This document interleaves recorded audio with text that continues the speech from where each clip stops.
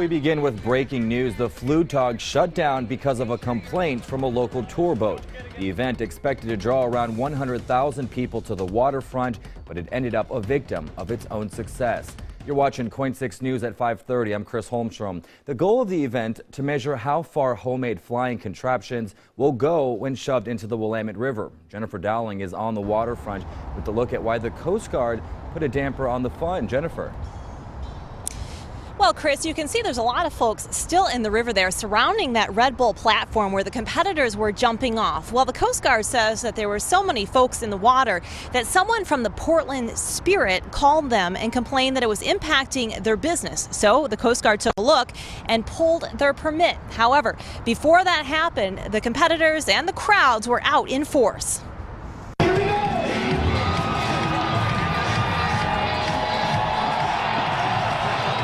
It was an afternoon of music, dance, costumes, and high-flying antics over the Willamette. Mostly they're just crashing immediately. Perhaps the only competition where failure to fly is rewarded with cheers.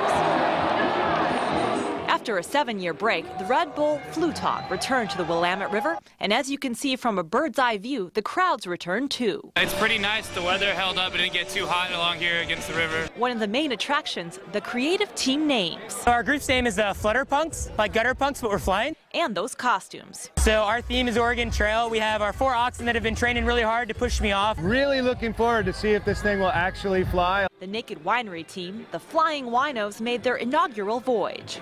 Our strategy is to push really hard as fast as we can, get her off the deck and send her flying. And we're really hoping that our winemaker who's piloting this thing lives through it. The grapes ended up in the drink without much clearance. But it didn't dampen their spirits. It was wonderful. It was so good to be 2, 3. At least the grapes got a chance to show their stuff on the river. Those big crowds wound up being an issue for the event. At around 4 p.m., the Coast Guard revoked Flugtag's permit, saying it was the group's responsibility to make sure the waterways were clear, even of those spectators.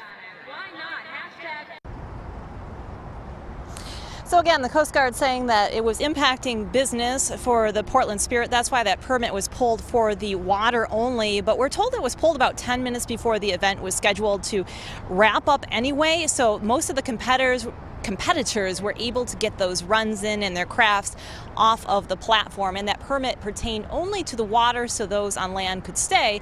Although it looks like much of the crowds have been clearing out over the past hour or so. Back to you, Chris.